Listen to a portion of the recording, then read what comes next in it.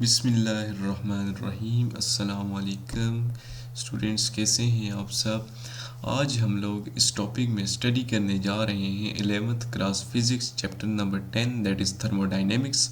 और आज का जो हमारा कंसर्न टॉपिक है वो है heat, work and internal energy.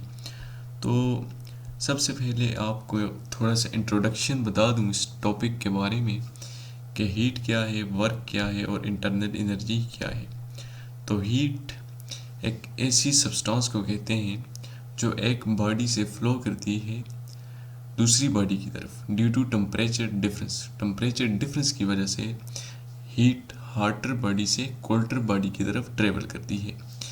Work हमने ये स्टडी किया है कि जब हम किसी बॉडी पर फोर्स लगाते हैं और वो body in the direction of force कुछ डिस्प्लेसमेंट कवर करती है तो उसको हम वर्क कहते हैं। और इंटरनल एनर्जी को हम इस तरह डिफाइन करते हैं कि the sum of all the kinetic and potential energy associated with the particles of the object. Okay, internal energy जो एक ऑब्जेक्ट की तमाम एनर्जीज होती हैं उनका सम होते हैं, ठीक है, उसको हम इंटरनल एनर्जी कहते हैं। तो स्टार्ट करते हैं। Heat, work and internal energy are three mutually distinct concepts. Okay, heat, work और इंटरनल एनर्जी जो हैं ये तीन मुख्तलिफ कॉन्सेप्ट्स हैं। Each one of them is fundamentally related to the temperature of a body and therefore they are closely related to one another. ये जो each concept है, ठीक है, इसमें से हीट है या वर्क है या इंटरनल एनर्जी है, ये बॉडी के टेम्परेचर की वजह से एक दूसरे के साथ फंडामेंटली रिलेटेड हैं। ये तीनों टर्मिनोलॉजीज़ जो एक बॉडी का टेम्परेचर है उसकी वजह से तीनों आपस में फंडामेंटली रिलेटेड हैं। और इस वजह से हम ये कहते हैं कि टेम्परेचर की वजह से ये जो हीट, वर्क और इंटरनल एनर्जी है इसके अंदर एक रिलेशन पाया जाता है, ठीक है, एक फंडामेंटल रिलेशन पाया जाता है। To raise the temperature of some water we heat the water by placing the water on flame. किसी भी वाटर को या किसी भी ऑब्जेक्ट को हीट करने के लिए, उसका टेम्परेचर को राइज करने के लिए हम उस बीकर या उस वाटर को जो बीकर में पड़ा हुआ होता है उसको हम किसी आग पर रख लेते हैं, ठीक है, ताकि उसको जो हीट मिले उसके टेम्परेचर को इंक्रीज करे। सबसे पहले आपने ये बात याद रखनी है कि जो हीट है वो भी किसी बॉडी के टेम्परेचर को इंक्रीज कर सकती है। दूसरे नंबर पे जो वर्क है, वर्क भी किसी बॉडी के टेम्परेचर को इंक्रीज कर सकता है। और तीसरे नंबर पे जो इंटरनल एनर्जी है, इंटरनल एनर्जी तो sum of all the kinetic and potential energies. और हम टेम्परेचर को इस तरह डिफाइन करते हैं, the average kinetic energies of the body is called temperature. तो जब इंटरनल एनर्जी इंक्रीज होगी तो उस बॉडी में जो काइनेटिक एनर्जी है वो इंक्रीज होगी, और काइनेटिक एनर्जी के इंक्रीज होने की वजह से उस बॉडी का टेम्परेचर भी इंक्रीज हो जाएगा। तो सबसे पहले हम हीट को देख लेते हैं कि हीट किस तरह टेम्परेचर को इंक्रीज कर देती है। तो इसके लिए हम एग्जांपल डिस्कस करते हैं। To raise the temperature of some water we heat the water by placing water on flame. Okay, जो वाटर पॉट है उसको हम आग पर रख लेते हैं in order to increase the temperature of some water. Okay, similarly any object can be raised in temperature or heated by placing in thermal contact with another hotter object.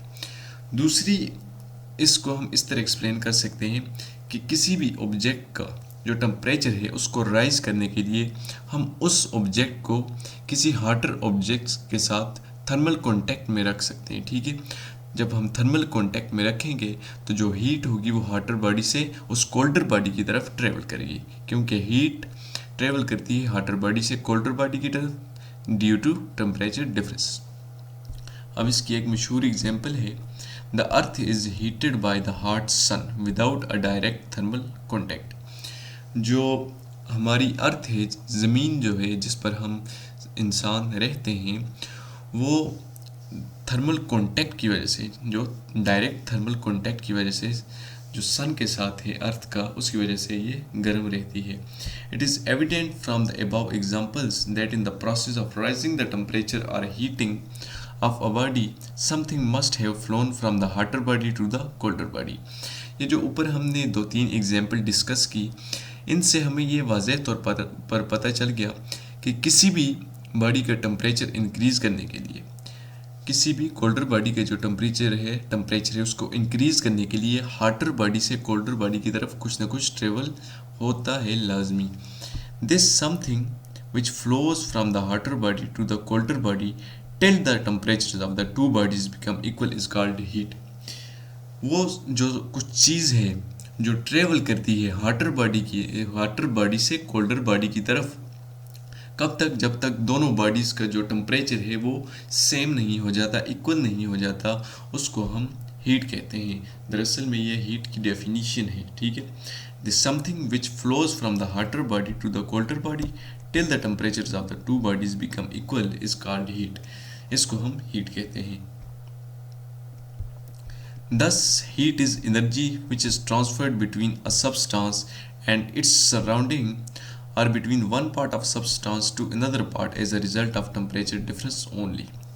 इससे हमें ये वाज़ेह तौर पर पता चल जाता है कि जो हीट है वो एनर्जी है जो ट्रांसफ़र होती है between the substance and its surrounding, जो सब्सटेंस है और उसकी सराउंडिंग, और between one part of a substance to another, या उसी सब्सटेंस के अंदर एक पार्ट से दूसरी पार्ट की तक जो एनर्जी ट्रेवल होती है, यानी कि जो हीट ट्रेवल होती है वो सिर्फ और सिर्फ टेम्परेचर डिफरेंस की वजह से ही ट्रेवल हो सकती है।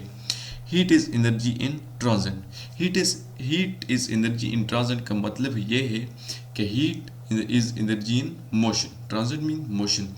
तो हमने ऊपर डेफिनीशन कर ली कि ये हमेशा मोशन में होती है, क्योंकि ये हॉटर बॉडी से कोल्डर बॉडी की तरफ ट्रेवल करती है। जब ट्रेवल करती है तो heat is energy in transit, यानी कि मोशन में होती है। It flows till the temperatures of the bodies in thermal contact are equal. ये जो हीट है ये तब तक ट्रेवल करती है हॉटर बॉडी से कोल्डर बॉडी की तरफ जब तक उन दोनों बॉडीज़ का टेम्परेचर इक्वल नहीं हो सकता, ठीक है, इक्वल नहीं हो जाता, तब तक हीट ट्रेवल करती रहती है। Since heat is a form of energy. Okay, अब हमें ऊपर जो अबाव डिस्कशन थी उससे हमें ये पता चल गया कि हीट एनर्जी की एक फॉर्म है, ठीक है। It's SI unit is joule. इसकी एसआई यानी कि सिस्टम इंटरनेशनल यूनिट जो है वो जूल है, जिसको हम कैपिटल जे से डिनोट करते हैं। Another common unit of energy often used for heat is calorie, ठीक है। एनर्जी की दूसरी जो यूनिट है, ठीक है, जो ऑफन यानी कि अक्सर हम यूज़ करते हैं हीट के लिए, उसको हम कैलोरी कहते हैं। ये बड़ी मशहूर यूनिट है, ठीक है, इसको हम कैलोरी कहते हैं। Defined as the energy needed to change the temperature of 1 gram of water, to change the temperature of 1 gram of water by 1 degree centigrade, specifically between 14 degree centigrade and 15 degree centigrade, since there is a slight temperature difference। तो calorie को हम इस तरह define कर सकते हैं कि ये इतनी एनर्जी होती है जो हमें चाहिए होती है 1 ग्राम ऑफ वाटर या 1 ग्राम ऑफ एनी ऑब्जेक्ट का टेम्परेचर राइज करने के लिए बाय 1 डिग्री सेंटीग्रेड, ठीक है। किसी भी ऑब्जेक्ट जिसका मेस 1 ग्राम हो उसका टेम्परेचर 1 डिग्री सेंटीग्रेड इंक्रीज करने के लिए जो हमें एनर्जी चाहिए होती है उसको हम 1 कैलोरी कहते हैं, ठीक है। अब इसकी दूसरी यूनिट भी डिस्कस कर लेते हैं कि हीट की दूसरी यूनिट क्या है। Calorie is the energy needed to change the temperature of 1 kilogram of water by 1 degree centigrade. Another common unit जो है वो हीट के लिए यूज़ होती है, उसको हम किलो कैलोरी कहते हैं। और kilo calorie is the energy needed to change the temperature of 1 kilogram. Kilo calorie है तो इसमें किलो के वर्ड से आपने याद रखना है कि ये इस तरह की एनर्जी होती है जो हमें चाहिए होती है किसी भी ऑब्जेक्ट का जिसका मेस 1 किलोग्राम हो उसका टेम्परेचर इंक्रीज करने के लिए बाय 1 डिग्री सेंटीग्रेड। तो इस ऐसी यूनिट को हम किलो कैलोरी कहते हैं। Since mess is most often specified in kilograms, हम अक्सर जो मेस है उसको ज़्यादातर किलोग्राम्स में मेजर करते हैं क्योंकि ऐसा यूनिट है मेस की, kilogram. The kilo calorie is convenient, तो हमारे लिए जो किलो कैलोरी होती है वो मोर कन्वीनियंट होती है एज़ कम्पेयर टू कैलोरी। अच्छा जी, besides supplying heat to a body, there is another very general method of rising the temperature or heating of a body. This method is to perform work on the body. Okay, अब हमने पहला method जो heat का था यानी कि जब हम किसी बॉडी को हीट देते हैं तो उस बॉडी का टेम्परेचर इंक्रीज़ हो जाता है।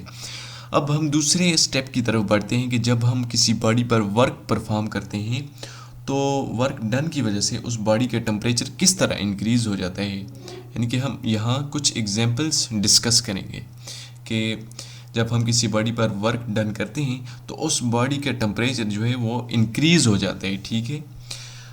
तो उस मेथड को हम वर्क डन कहते हैं। The method is to perform work on the body. A few examples are as follows. हम चंद एग्जाम्पल इसकी देख लेते हैं। नंबर फर्स्ट एग्जाम्पल है, it is possible to warm up your hands by rubbing them together. Students, आपने अक्सर गौर किया होगा कि जब हम अपने हाथों को, अगर हम दोनों हाथों को आपस में मिलाकर रगड़ लें तो उससे कुछ न कुछ टेम्परेचर इंक्रीज़ हो जाता है, उससे कुछ न कुछ हरारत पैदा होती है, ठीक है। तो जब हमने वर्क डन किया, हमने अपने दोनों हाथों को आपस में यानी कि अटैच करके हमने उनको रगड़ा, तो उसकी वजह से क्या हुआ कि टेम्परेचर इंक्रीज़ हो गया। तो हमने वर्क डन किया तो टेम्परेचर इंक्रीज़ हो गया। नंबर 2 एग्जाम्पल है, when we hit a nail with a hammer into wood the nail gets hot. Students, दूसरी एग्जाम्पल ये है कि जब हम किसी लकड़ी के अंदर, जब हम जो मेख होती है या जिसको नेल कहते हैं, जब हम उसको किसी हथौड़ी के साथ हिट करते हैं किसी भी वुड में, तो वो जो नेल्स होती है वो गर्म हो जाती है, हार्ड हो जाती है, उसका टेम्परेचर इंक्रीज़ हो जाता है। तो हम लोगों ने नेल के ऊपर वर्क डन किया तो उससे उस नेल का जो टेम्परेचर था वो इंक्रीज़ हो गया। तो इससे क्या पता चला कि वर्क डन करने से भी किसी भी बॉडी का जो टेम्परेचर है वो इंक्रीज़ हो सकता है। थर्ड एग्जांपल है, similarly when we churn curd in a vessel the contents are heated. इसी तरह जब हम किसी भी कर्ड को किसी विसल में चर्न करते हैं तो उसके जो कंटेंट्स होते हैं, उसमें जो पार्टिकल होते हैं वो हीट अप हो जाते हैं, उनका टेम्परेचर इंक्रीज हो जाता है। चौथे नंबर पे है, pumping up a tyre with a hand pump heats up the pump. जब हम किसी टायर के अंदर हवा भरते हैं तो उसकी वजह से वो जो पंप होता है जिसकी मदद से हम उस टायर में हवा भरते हैं तो वो हीट अप हो जाता है। क्यों? क्योंकि हम उस पंप के ऊपर वर्क डन करते हैं। ड्यू टू वर्क डन उस जो पंप होता है वो गर्म हो जाता है, यानी कि उसका टेम्परेचर इंक्रीज हो जाता है। तो यहाँ से हमने क्या सीखा कि जब हम किसी भी बॉडी पर वर्क डन करते हैं तो उस वर्क डन की वजह से भी उस बॉडी का टेम्परेचर इंक्रीज हो जाता है। In all these examples, work is done on a body which warms up without heat supply. तो इन एग्जाम्पल से हमें ये कंक्लूजन मिली कि जब हम किसी बॉडी पर वर्क डन करते हैं तो वो बॉडी वार्म्स अप हो जाती है, यानी कि उसका टेम्परेचर इंक्रीज हो जाता है विदाउट हीट सप्लाई। जब हम हीट उसको नहीं भी सप्लाई कर रहे होते, बल्कि वर्क डन जो हम उस बॉडी के ऊपर परफॉर्म करते हैं उसकी वजह से उस बॉडी का टेम्परेचर इंक्रीज हो जाता है। The conclusion is that heat and work both can increase the temperature of a body, but they are mutually distinct forms of energy. Okay, जो इन सब डिस्कशन से हमने कंक्लूजन ये अहज़ की कि जो हीट और वर्क दोनों किसी भी बॉडी का टेम्परेचर इंक्रीज़ कर सकते हैं, लेकिन ये दोनों डिफरेंट फॉर्म्स ऑफ एनर्जी हैं, ठीक है। लेकिन ये टेम्परेचर की वजह से किसी भी बॉडी का ये जो टेम्परेचर इंक्रीज़ करने की एबिलिटी है इन दोनों के पास, इसकी वजह से ये दोनों क्लोजली रिलेटेड हैं। अब तीसरे नंबर पे जो हमारा आज का डिस्कशन टॉपिक था उसमें ये है कि इंटरनल एनर्जी की वजह से किस तरह टेम्परेचर इंक्रीज़ हो सकता है। आप लोगों ने जब किसी ऑब्जेक्ट को हीट दी तो उसके अंदर जो काइनेटिक एनर्जी है पार्टिकल्स की और पोटेंशियल एनर्जी है वो इंक्रीज़ हो जाती है। क्यों? कि जब हीट सप्लाई होती है तो उसके जो पार्टिकल होते हैं वो ग्रेटर स्पीड के साथ मूव करना शुरू कर देते हैं, जिसकी वजह से उन पार्टिकल की काइनेटिक एनर्जी मैक्सिमम हो जाती है, जिसकी वजह से जो इंटरनल एनर्जी है वो मैक्सिमम हो जाती है। जब काइनेटिक एनर्जी मैक्सिमम होती है तो इसका मतलब कि एवरेज काइनेटिक एनर्जी इस टेम्परेचर, तो टेम्परेचर इंक्रीज हो जाता है, ठीक है। तो the difference between heat and work is that work can be exchanged between an object and its surrounding by the overall displacement of the object. तो different जो हीट और वर्क के अंदर सिर्फ इतना है कि जो वर्क है वो एक्सचेंज हो सकता है ऑब्जेक्ट और उसके सराउंडिंग के दरमियान किसी भी डिस्प्लेसमेंट पर, ठीक है, without requiring the difference of temperature, whereas जो वर्क डन है वो एक ऑब्जेक्ट और उसके सराउंडिंग के दरमियान किसी भी डिस्प्लेसमेंट पर हम परफॉर्म कर सकते हैं और उसमें किसी भी टेम्परेचर डिफरेंस की ज़रूरत नहीं होती, यानी कि एक बॉडी का टेम्परेचर इंक्रीज़ करने के लिए। जबकि whereas transfer of heat energy can be brought about by a temperature difference between two bodies. जबकि हम जो टेम्परेचर इंक्रीज़ करते हैं किसी भी बॉडी का with the help of heat, तो उसके लिए दो बॉडीज़ के दरमियान टेम्परेचर का डिफरेंस होना ज़रूरी है। यहाँ पर एक क्विज है, bore with a small drill into a hard board. जब हम किसी भी हार्ड बोर्ड, यानी कि कोई भी, अगर आप लेट्स सपोज कोई हार्ड वुड है, कोई हार्ड लकड़ी है, तो उसके अंदर जब हम कोई बोर करते हैं, कोई सुराख करते हैं, the drill becomes hard to touch, तो ड्रिल जो होती है वो गर्म हो जाती है। वाई, ये क्यों होती है? What happens if hard board is replaced by a soft board, का क्या होगा जब हम हार्ड बोर्ड को सॉफ्ट बोर्ड से रिप्लेस कर लेंगे? Why a spark is produced, spark when two stones collide against each other, जब दो स्टोन आपस में कोलाइड करते हैं तो उनके दरमियान जो स्पार्क क्यों प्रोड्यूस करते हैं? तो ये स्टूडेंट, ये कुछ क्वेश्चन हैं जिनके आंसर आप लोगों ने देने हैं। इसी यही कॉन्सेप्ट है सब, और आपने कमेंट सेक्शन में इन क्वेश्चंस के आंसर ज़रूर देने हैं। तो स्टूडेंट, ये था हमारा आज का लेक्चर। अगर आपको किसी भी किस्म की कन्फ्यूजन हो या इस टॉपिक के रिलेटेड कोई भी प्रॉब्लम हो समझने में, तो आप कमेंट सेक्शन के अंदर ज़रूर पूछ सकते हैं। अल्लाह हाफिज़।